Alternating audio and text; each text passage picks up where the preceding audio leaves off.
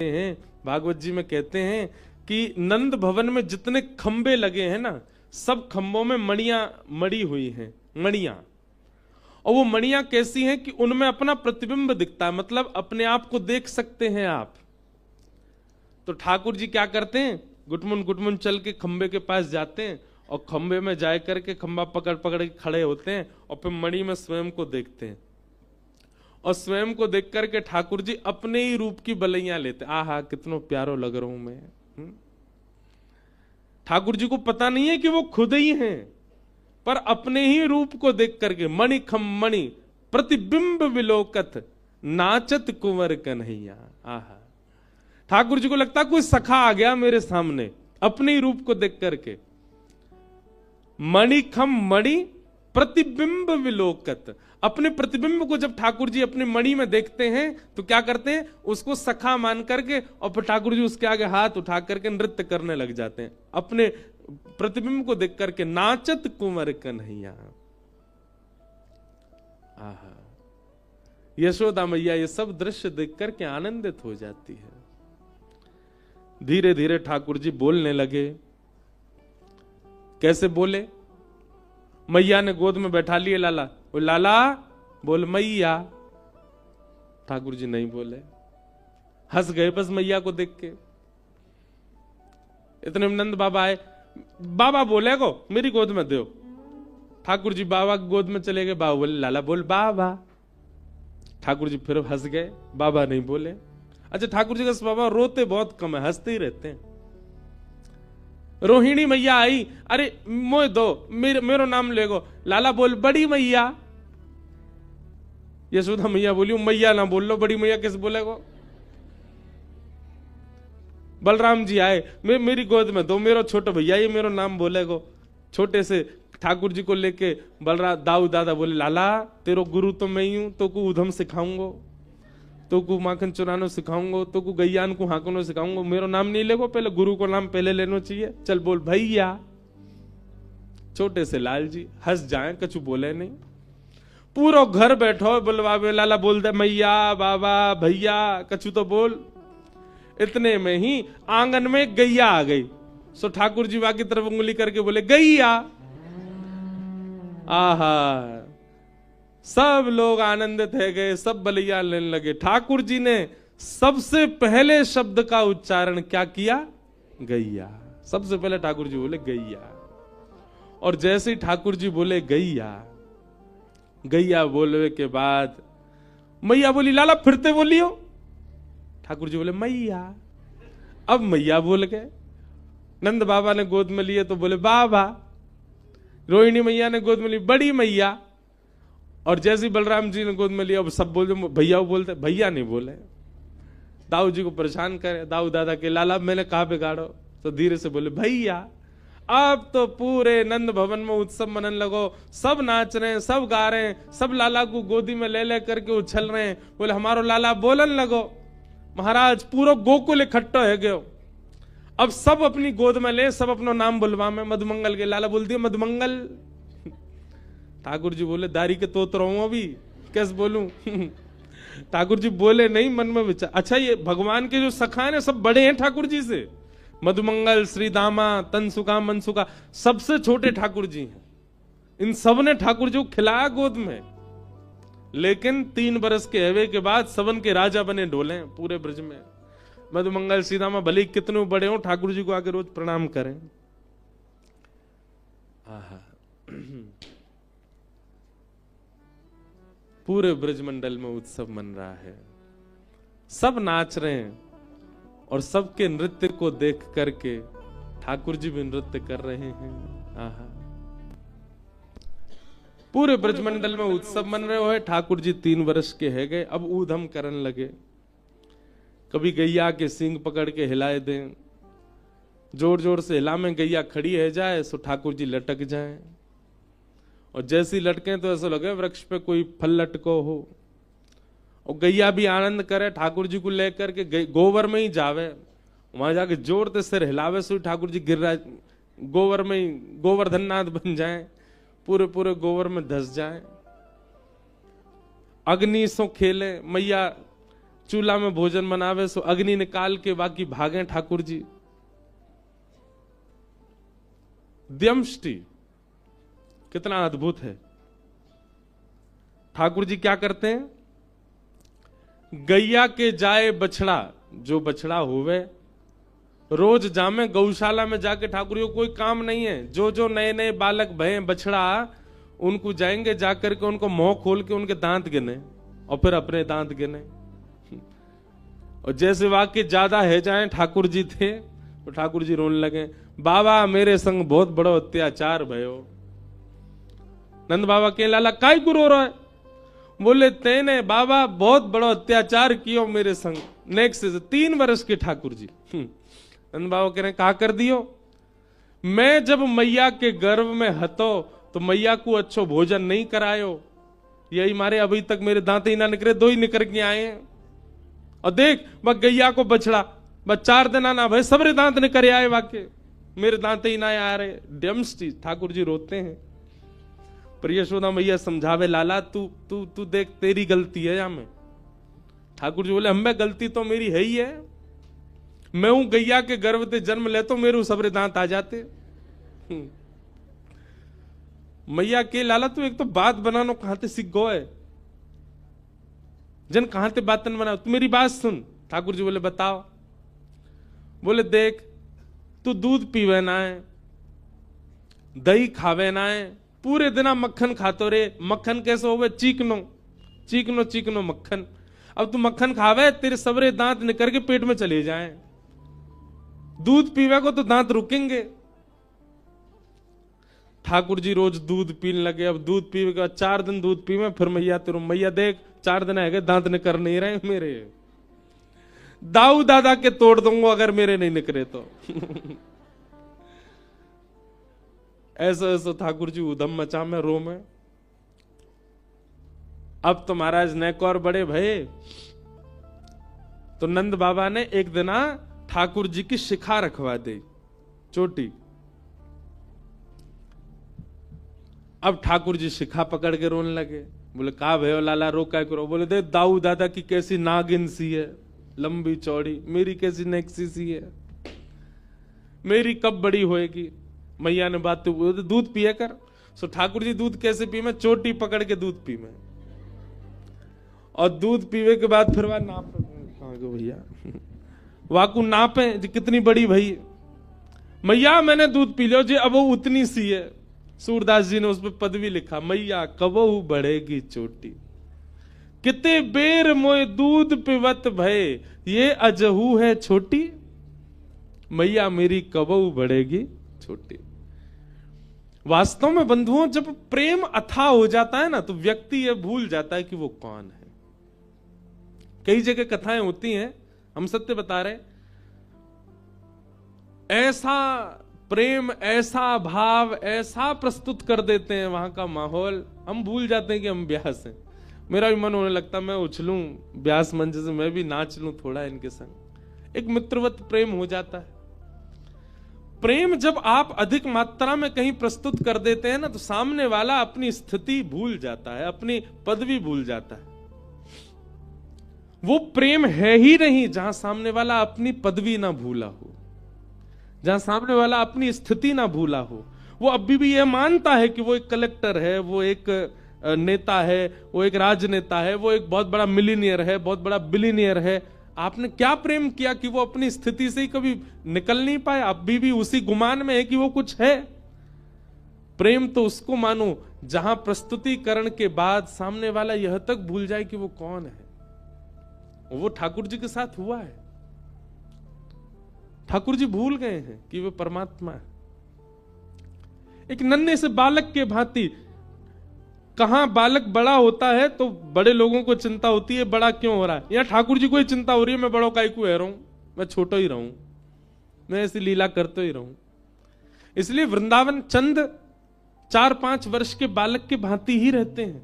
हमारे श्रीनाथ जी, श्री जी बाबा, उनका तो स्वरूप 4 वर्ष का ही। हमारे गिरधर लाल जी जो हैं, ये स्वरूप 4 वर्ष के लाला का ही माना जाता है। भले ही हम उनका 6वां उत्सव मना रहे हैं, 7वां मनाएंगे, ऐसे ठाकुर जी के तो 500 उत्सव मनेंगे, पर लाला 500 वर्ष के थोड़ी रह जाएंगे।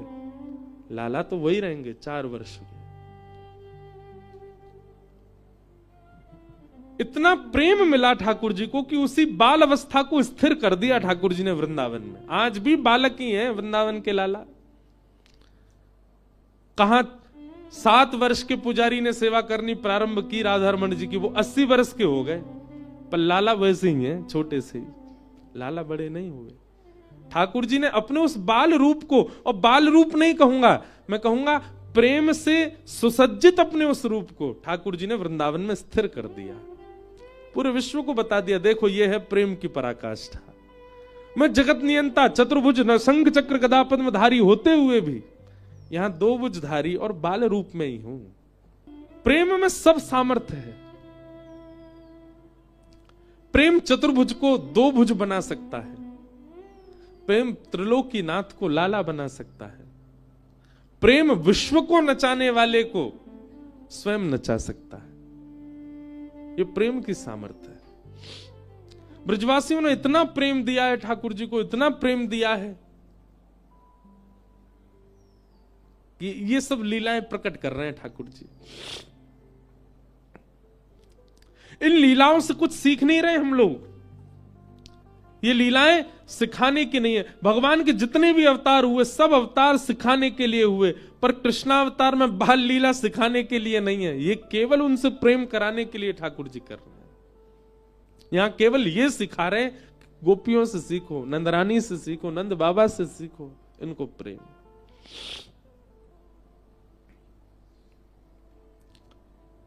श्रृंग्यग्निड्यम शशि जलद्विजकंटकेभ्य। एक दिन ठाकुर जी हवन करने लगे।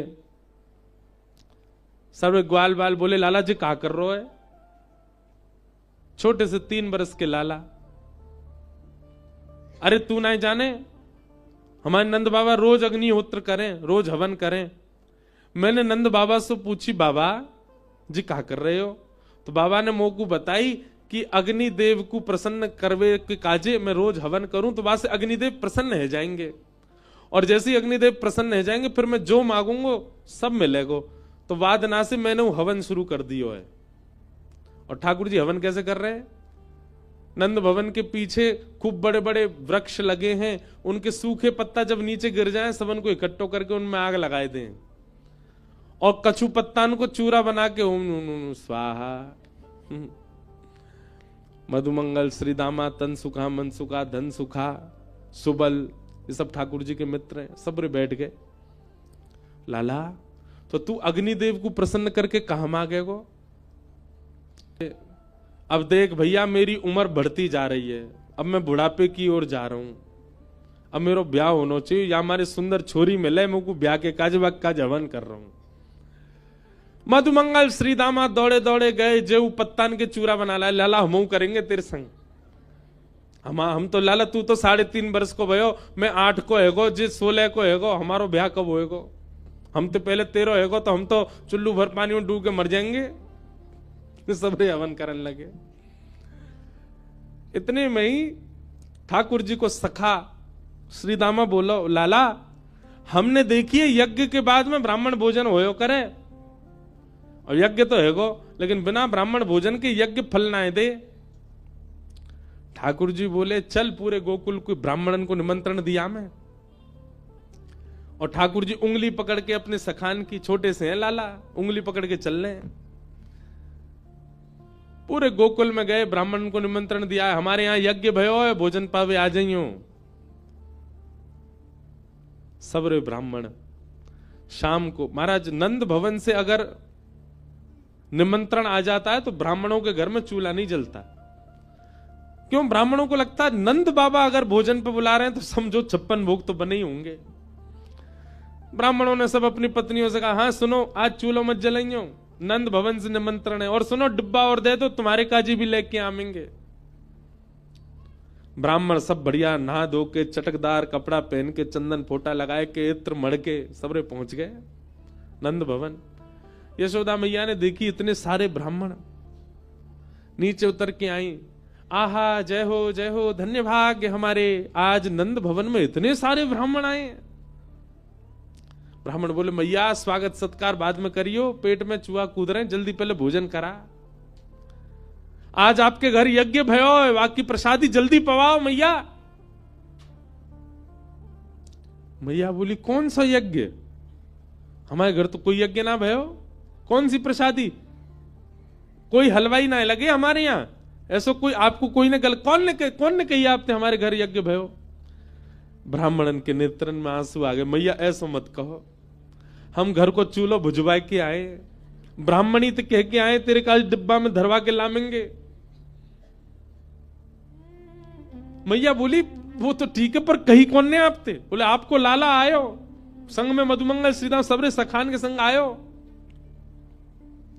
मैया सिर पकड़ के बैठ गई। कहा अच्छा भागवत जी में वर्णन है, ठाकुर जी क्या करते हैं पता है, सुबह तैयार होके सबसे पहला काम है ठाकुर जी गौशाला जाएंगे, गौशाला जाके सब गैयान को दंडवत प्रणाम करेंगे नेक्स्ट से लाला, और वाके बाद नंद भवन से निकल जाएं।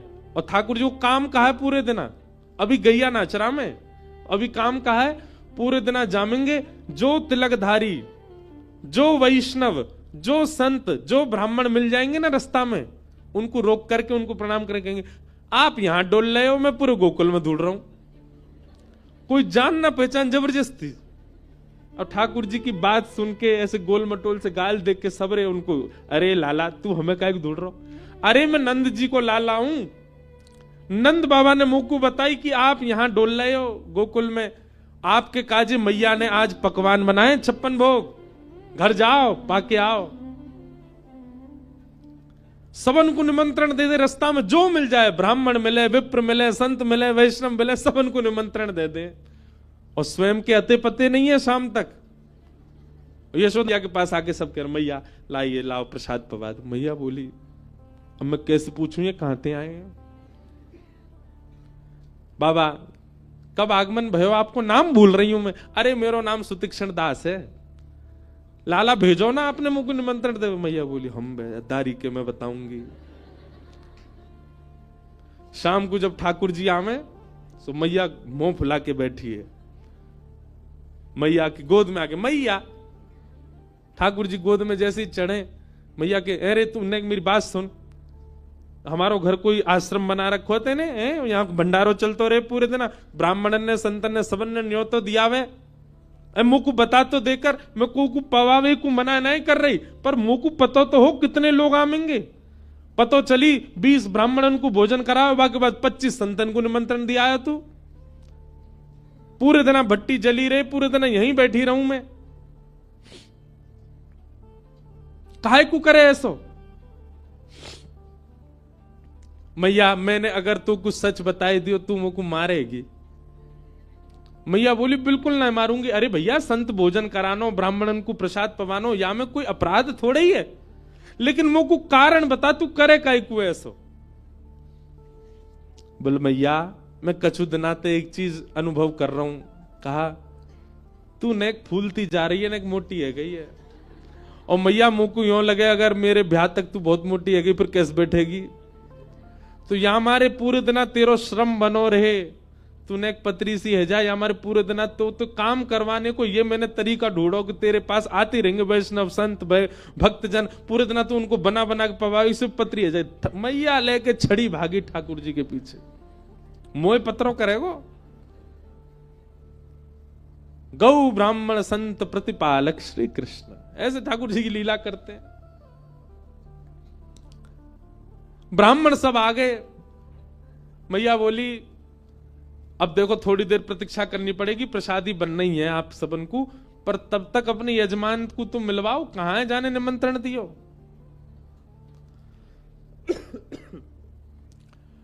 सब ब्राह्मणन को लेकर के यशोदा मैया धूड़ में निकली। सुनंद भवन के पीछे बगीचा में ठाकुर जी खेल रहे। मैया ने जाके आवाज लगाई, कन्हैया ओ लाला यहां। ठाकुर जी खेल रहे सब ग्वाल बालन के संग, पीछे मैया देखी और मैया के संग सबरे ब्राह्मण देखे। ठाकुर जी बोले ए श्रीदामा, जे तो सांची में आ गए सबरे, हमें तो यूं लगी हमें बालक जान के हमारी बातन को ऐसी छोड़ देंगे, जे तो सांची आ गए और देख सज धज के और आए। मधुमंगल बोला हाथन में डिब्बा लेके और आए, स्वयं हो पाएंगे घर वाले इनको ले जाएंगे। लाला आज तो मैया सिकाई करेगी जोड़ते। ठाकुर जी ने मधुमंगल श्रीदामा को हाथ पकड़ लिया, बोले अकेलो ना पिटूंगो, अकेलो पिटूंगा तो दर्द ज्यादा होगा, तुम पिटो मेरे संग, चलो। और खींच के ले गए ठाकुर जी। हाँ मैया बता क्या बात है। मैया बैठी, कान पकड़ो लाला को। हे रे ज्यो ज्यो बड़ो है तो जा रहा है, उदम करे। कहा क्यों मैया मैंने? इन सब ब्राह्मणन को निमंत्रण दिया हो तू कि हमारे घर यज्ञ भयो, भोजन करवे आई हो। सबरे आगे इनके घर में आज भोजन ही ना बनो, डिब्बा लेके और आए, इनको दे दें, इनके घर के काज बांध के और देनो है। सबरे डलिया लेके आए अपने घर से। काय को करे ऐसो? और करे भी तो मुझे तो बता देकर कि इतने ब्राह्मण आमेंगे, अब मैं कहां से करूं उनकी व्यवस्था? ठाकुर जी एक बार तो सबरे ब्राह्मण देखे, बोले मैया तेरी सौं खा के कहूं, मुझे ना पता इनको घर कौन सी गली में, झूठ बोल रहे हैं, मैंने निमंत्रण ना दियो इन्हें। सबरे ऐसे ही आ गए, इन्हें कहीं मिलो नहीं होगा, यहीं चले आए। ब्राह्मण सब आंख दिखाने लगे ठाकुर जी को। मैया बोली देख लाला मुझे ये तो पता है कि तैने ही कियो, अब तू सांची बता दे। मैया देख सांची बताऊं? बोला हाँ मैंने ही दियो निमंत्रण, लेकिन मैया तू मेरी पूरी बात सुनो और यूं बताइयो मैं कहां गलत। मैया बोली बता। बोले भैया मैं हवन कर रहा हूं और जे दोनों आ गए मधुमंगल श्रीदामा मेरे पास, इनने आए करके मोते कही लाला हवन के बाद तो ब्राह्मण भोज होना चाहिए। इनकी बातन में आए कि मैया मैंने सबरे ब्राह्मण बुलाई दी, मेरा कोई दोष नहीं। मैया लेके भागी मधुमंगल श्रीदामा के पीछे। अंत तो गत्वा ठाकुर जी मैया की गोद में बैठे। मैया तो बोले देख मैया एक व्यवस्था बताऊं? बोले कहा जैसे हमारो यज्ञ खेल खेल को हतो, वहां में ब्राह्मण भी ना हो, वहां में एको मंत्र भी ना हो, एको वेद शास्त्र की कछु बात भी ना, फिर भी हमारो हवन है गो देख ले। ऐसे ही मैया खेल खेल की पूजा और खेल खेल कोई भंडारो। तू भी खारी खारी पत्तल रख दे इनके आगे और पत्तल में दोना धर दे और वहां में यो कह दो या दोना में खीर मान लियो, पत्तल में पूड़ी मान लियो, यहां पे सब्जी मान लियो। जे देख मोहन थार कितनी बढ़िया धरी है, बिना सामग्री कोई खेल खेल कोई भोजन करा दे। ऐसी ठाकुर जी की लीला। श्रृंग्यग्निशि जलद द्विजकंटकेभ्य। द्विज यानी ब्राह्मणों के साथ ठाकुर जी बहुत आनंद करते हैं। इस प्रकार ठाकुर जी क्या कर रहे हैं? ब्रजवासियों का प्रेम और बढ़ रहा है, ठाकुर जी की लीलाओं से घट नहीं रहा। ऐसी लीला करते हैं ठाकुर जी।